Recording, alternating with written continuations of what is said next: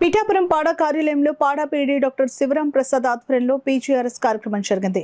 నియోజకవర్గంలోని వివిధ ప్రాంతాల నుంచి ప్రజలు వచ్చి వారి సమస్యలపై అర్జీలు అందించారు. ఇందులో భాగంగా పిఠాపురం పట్టణం జగ్గె చెరువు కాలనీలో ఆ వార్డు జనసేన పార్టీ నాయకుడు శేఖర్ అనే వ్యక్తి పట్టాదారులను కొంతమంది పేదలను దొంగ పట్టాలను బెదిరిస్తూ లక్షల రూపాయలు డిమాండ్ చేస్తూ వారిని భయభ్రాంతులకు గురి చేస్తున్నాడని, శేఖర్పై అధికారులు చర్యలు తీసుకోవాలని బహుజన్ సమాజ్ పార్టీ పిఠాపురం నియోజకవర్గ ఇన్ఛార్జ్ కండవల్లి లోవరాజు బాధితులతో కలిసి పాడపీడికి ఫిర్యాదు చేశారు. అలాగే పట్టణంలోని మహారాజా కోట ఆవరణలో ఉన్న ఎస్ఎఫ్ఎస్ స్కూల్ నుండి ప్రతిరోజు విపరీతంగా పొగ ధూళి తమ ఇళ్లలోకి వస్తూ ఇళ్లలోని పిల్లలు వృద్ధులకు హానికరం కలిగిస్తుందంటూ ఆ స్కూల్ పరిసర ప్రాంత నివాసులు పీడికి ఫిర్యాదు చేశారు. ఈ సందర్భంగా జగ్గె చెరువు కాలనీ బాధితుడు బీఎస్పీ ఇన్ఛార్జ్ కండవిల్లి లోవరాజు, కొత్త శ్రీకాంత్, శ్రీహరి మీడియాతో మాట్లాడారు. పీజీఆర్ఎస్ కార్యక్రమంలో మున్సిపల్ కమిషనర్ ఎస్ రాజేశ్వరరావు, వివిధ శాఖల అధికారులు, సిబ్బంది పాల్గొన్నారు.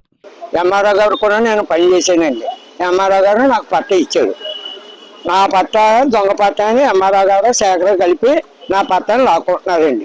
నన్ను 2 లక్షలు డిమాండ్ చేస్తున్నారండి.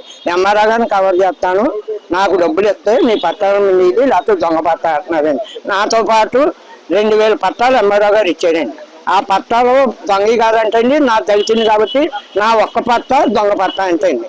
దానికి మీరు అందరూ ఏం చేస్తారో, నేను పేదోడిని అప్పటి నుంచి కట్టుకోలేకపోయింది సార్.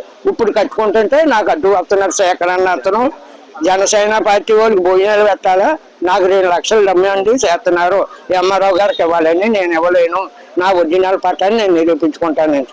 అది నాతో పాటు ఇచ్చిన గంగాధర్ అండి, ఒక పేతురి అమగిరి పేతురికి ఇచ్చాడండి. అవి ఒరిజినల్ అంటే అండి, నా దొంగ పట్ట అంటే అండి. నా దొంగ పట్ట అయితే ఎంఆర్ఓ గారు ఇచ్చిన 2000 పట్టా గట్ట దొంగ పట్ట కదండి. నా ఒక్కదానికి ఎంఆర్ఓ గారు దొంగ పట్టని చేశాడండి. మీరు సహకరించి నాకు సాయం చేయాలని కోరుకుంటున్నాను. మేము ఏ నాయకుడితో చెప్పుకోవాలో కూడా మాకు అంతుశక్తి లేదు కాబట్టి మీ అధికారులు చేసే పనులు ఎలాగుంటున్నాయంటే మీకు చెప్పినదే పాఠం అయిపోతుంది. అంటే మేము ముందుకు రావట్లేదు. ఎందుకనంటే పవన్ కళ్యాణ్ గారు ఒక నీతైన మనిషి, నిజాయితీ అయిన మనిషి, అతను చెప్తే చేస్తాడు.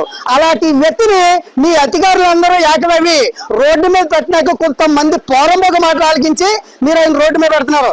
నేను బహుజన్ సమాజ్ పార్టీ తరపు నుంచి పవన్ కళ్యాణ్ గారికి ఒకటే తెలియజేసుకుంటున్నాను. అయ్యా పవన్ కళ్యాణ్ గారు, కొంతమంది అధికారులు, కొంతమంది నాయకులు తప్పుదారి బట్టి అమాయక ప్రజల్ని రోడ్డు మీద పెడుతున్నారు. నిజంగా మా ఓడిది పట్ట తప్పు అయితే అదే లైన్ లో వాళ్ళు పట్టాలు ఇచ్చున్నారు. అవన్నీ తప్పు కాదు, ఇది ఒకటే తప్పు అంటే నేను వినవలసిన పని లేదు. నేను దీని గురించి ఎంతైనా పోరాడతాను. లేదు, ఇది అవన్నీ కూడా తప్పు అయితే ఇదే ఎంఆర్ఓ గారు మాకు ఎలాగ తప్పు అని ఇచ్చారో అన్ని నిర్ధారించి అన్ని తప్పని చెప్పి తీసేయండి. మేము దాని మీద ఏమి కూడా తలదోర్చం. బహుజన్ సమాజ్ పార్టీ నీతికి నిజాయితీకి పనిచేస్తుంది. ప్రజలకు అన్యాయం జరిగితే ముందుంటుందని చెప్పేసి ఈ బహుజన్ సమాజ్ పార్టీ తరపుని, మీడియా తరపుని నేను తెలియజేసుకుంటున్నాను. ఇంత ముందు ఆ మంట వల్ల ఈ చుట్టుపక్కల ఉన్న వాళ్ళ ఇల్లు అందరూ కూడా సఫర్ అవుతున్నాం సార్. దాంట్లో ప్లాస్టిక్ కూడా ఉంటుందండి. మేము వెళ్ళి ఇంతకుముందు స్కూల్ వాళ్ళతో ముందు చెప్పడం జరిగింది, అయినా వినకపోతుంటే పాడ ఆఫీస్కి వచ్చి కంప్లైంట్ చేశాను. లాస్ట్ టైము శానిటరీ ఇన్స్పెక్టర్ వచ్చారు, అక్కడ చూశారు, కానీ మళ్ళీ అదే రిపీట్ అవుతుంది సార్. మళ్ళీ ఇది చాలా ట్రబుల్గా ఉంది సార్. ఇది దాంట్లో ప్లాస్టిక్ ఉండటం వల్ల అదంతా పీల్చి చాలా హానికరంగా తయారైంది సార్. అక్కడ అంతా ఎయిర్ పొల్యూట్ అవుతుంది అక్కడ.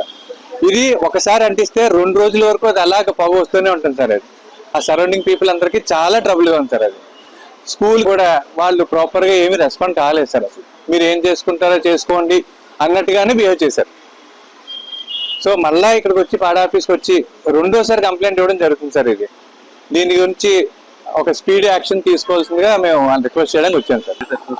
సార్ అది గాలి వల్ల మంట పెట్టి వచ్చి గాలి వల్ల చాలా సఫర్ అవుతున్నారు సార్. అక్కడ ఏజ్డ్ పీపుల్ ఉన్నారు, కొంతమంది ఆస్మా పేషెంట్స్ ఉన్నారు. ఇదంతా హెల్త్ ఇష్యూస్ అవుతున్నాయి సార్. ఇది సో మేము దీని గురించి రిక్వెస్ట్ చేయడానికి మళ్ళీ వచ్చాం సార్.